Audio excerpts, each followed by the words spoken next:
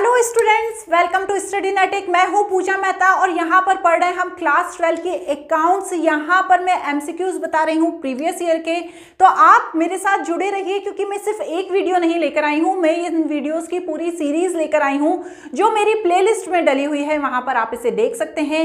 यहाँ पर मैं आज एमसीक्यू नंबर 71 से बताने वाली हूँ, मतलब मैं 70 एमसीक्यूज बता चुकी हूँ, तो बिल्कुल भी स्किप नहीं करना, प्लेलिस्ट में चले जाना और देख लेना, और यदि पसंद आए तो सब्सक्राइब जरूर करना। तो चलिए देखते हैं एमसीक्यू नंबर 71 के साथ। Varsha limited purchase a running business of Vikram limited consisting the total assets 10 lakh and liabilities 2 lakh. ठीक है, यहां पर बताई है कि 10 लाख की एसेट्स है, लाइबिलिटीज है 2 लाख की।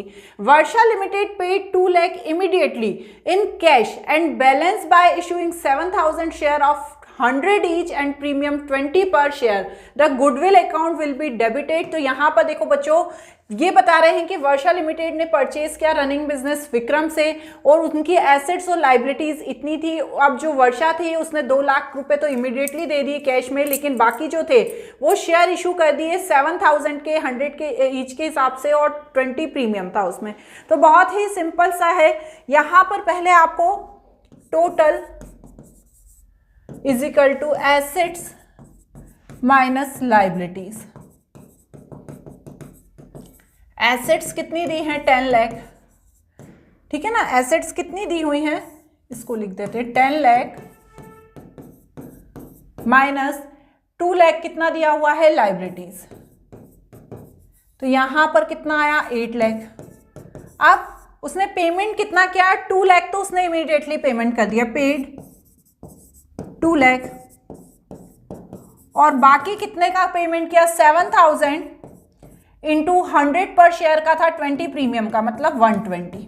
तो 7000 इंटू 120 करो, 7000 इंटू 120 इज इक्वल टू 8,40,000। अब मुझे यहां पर गुडविल निकालना है, तो गुडविल कैसे निकालेंगे, है ना, टोटल वैल्यू ऑफ फर्म लिखो, है ना। तो यहां पर 8 लाख, ठीक है ना, यहां पर ये प्लस होगा बच्चों, सॉरी मैंने ये माइनस कर दिया। ये जो आया था ना 7000 इंटू 120 इज इक्वल टू 8,40,000, इसमें 2 लाख प्लस भी तो होना है ना, अभी मैंने कुछ किया ही नहीं था, उतना ही लेके छोड़ दिया था। तो यहां पर प्लस 2 लाख करूंगी तो आ जाएगा 10,40,000। अब ये जो 10,40,000 है, इसमें से जब मैं 8 लाख माइनस कर दूंगी तो जो 2,40,000 है ये गुडविल की वैल्यू निकल जाएगी। तो इसका करेक्ट ऑप्शन होने वाला है ए। ठीक है, 2021 में ये क्वेश्चन पूछा गया था जब कोविड था और एमसीक्यू बेस्ड क्वेश्चन ही ज़्यादा पूछे गए थे, तब ये क्वेश्चन पूछा गया था। अब अगला करते हैं 72 नंबर का। Jupiter limited invited application by issuing 25,000 equity share of 30,000 share along with application money 2 per share. Which of the following alternative can be followed by the allotment of share? तो Jupiter ने क्या किया, Jupiter limited जो company थी उसने क्या किया, application के लिए इशू किए 25,000 इक्विटी शेयर। अब क्या हुआ, 30,000 की एप्लीकेशन मनी रिसीव हो गई 2 पर शेयर के हिसाब से, मतलब एक्सेस एप्लीकेशन मनी रिसीव हो गई। अब इसमें से वो क्या कर सकता है, यहाँ पर 3 ऑप्शन दिए हैं। पहला, या तो रिफंड कर दे excess application money and allot कर दे full share to rest of the application, या तो जो आया है 25,000 को अलॉट कर दे पूरा, और जो बचा हुआ 5,000 है वो रिफंड कर दे। ये कर सकता है, हाँ कर सकता है वो, ठीक है ना। तो पहला ऑप्शन सही है इसका। दूसरा क्या कह रहे हैं, not to allot any share of some applicant, allot full of some applicant and allot remaining on pro rata basis. तो या तो ये कर सकता है जो पूरे के पूरे जो 30,000 एप्लीकेशन आए हैं उनमें से प्रो राटा बेसिस के अकॉर्डिंग सबको थोड़े थोड़े शेयर बांट दे। आपको पता ही है ना प्रो राटा बेसिस क्या होता है, या तो वो कर सकता है, तो हाँ ये भी कर सकता है। Not to allot any share and refund the total application money of the applicants, ठीक है ना। तो यहाँ पर ऐसा कुछ भी नहीं होता है। यदि आपने एप्लीकेशन मंगाए हैं और एक्सेस आ गए हैं तो आपको उनको शेयर देना ही होता है। यदि 90% से कम आते हैं, ऐसी स्थिति में आपको सब कैंसिल करना होता है, लेकिन यहाँ तो एक्सेस आए तो कुछ भी कैंसिल नहीं होगा। तो यहाँ पर जो A B C D 4 option दिए हैं उसमें से जो डी वाला ऑप्शन है वो क्या है, करेक्ट है बच्चों। क्लियर। नेक्स्ट देखो, limited forfeited the share of 100 issue at the premium of 20% of non-payment of first call 30 per share and final call 10 per share. The minimum price of which of the share can be reissued. देखो बच्चों, एक चीज को आपको हमेशा ध्यान रखना है कि आपने कितना पहले पैसे का अमाउंट ले चुके हो। तो 100 का प्राइस था, ठीक है ना, 100 के प्राइस में से इन्होंने 30 किस पे ले लिए, फर्स्ट कॉल पे, और 30 फर्स्ट एंड फाइनल कॉल पे नहीं लिए नहीं है, इनको अभी लेना है फर्स्ट पे 30 एंड 10 किस पे, फाइनल कॉल पे, मतलब 40 इन्हें लेना है। बट ये ऑलरेडी कितने ले चुके हैं, 60 ले चुके हैं। तो यहाँ पर 60 पर शेयर इनके पास ऑलरेडी है, तो अब ये सिर्फ 40 पर शेयर के हिसाब से ही रीइशू कर सकते हैं। तो इसका जो करेक्ट ऑप्शन होगा वो होगा ए, क्योंकि जितना आपको मिला नहीं है उतने पर ही आप क्या कर सकते हो, री इशू कर सकते हो। तो इसका करेक्ट ऑप्शन ए होने वाला है। समझ में आ गया ना आपको। अब ये देखो, ए लिमिटेड इशू 5000 क्या debenture, 10% debenture 100 each at the discount of 10। Amount was payable as follow, application पे 50 और बैलेंस क्या अलॉटमेंट पे।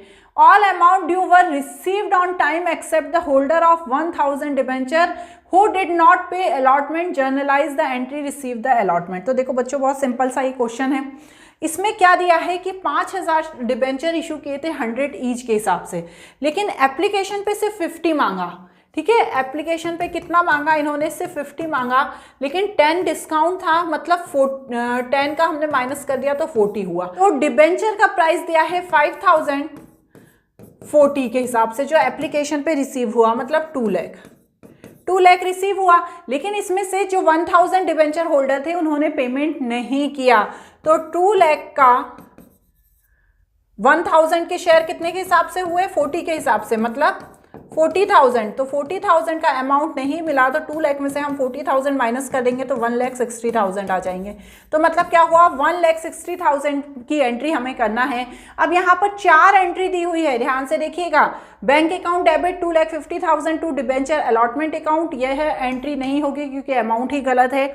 Bank account debit to debenture allotment account, देखो बच्चों ये एंट्री होगी, आप कंफ्यूज सी वाले में भी हो सकते हैं कि bank account debit 2 lakh, debenture allotment 1,60,000, discount on issue on debenture, ये तो नहीं। लेकिन आपकी जो करेक्ट एंट्री होने वाली है वो बी होने वाली है, क्योंकि इसमें हमें डिस्काउंट को कभी भी मेंशन नहीं किया जाता है। तो यहां पर बी ऑप्शन इसका करेक्ट है।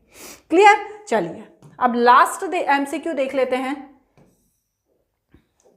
A company ABC limited has purchase assets costing 11 lakh. Vendor issue 9% debenture of 100 each of 10% premium of consideration against assets purchase. Calculate the number of debenture to be issued. तो यहाँ पर एक formula आपको use करना है। Purchase consideration करिए, purchase consideration divided by issue price, ठीक है। परचेज कंसिडरेशन कितना है, 1,10,000, 11 लाख है बच्चों, 11 lakh divided by issue price, तो 100 शेयर का प्राइस है, 10 प्रीमियम है। तो यहाँ पर आपके पास जो आंसर आने वाला है वो 10,000 आने वाला है। तो इसका सही ऑप्शन है ए। क्लियर। तो आज 5 एमसीक्यू किए, अब 76 to 80 के लिए तैयार रहिए। अगले वीडियोस में सभी वीडियोस प्लेलिस्ट में अवेलेबल हैं। क्लास 12 अकाउंट्स एमसीक्यू की एक प्लेलिस्ट में बनी हुई है, जहां पर आप सभी वीडियोस देख सकते हैं। आज के लिए इतना ही, बाय बाय।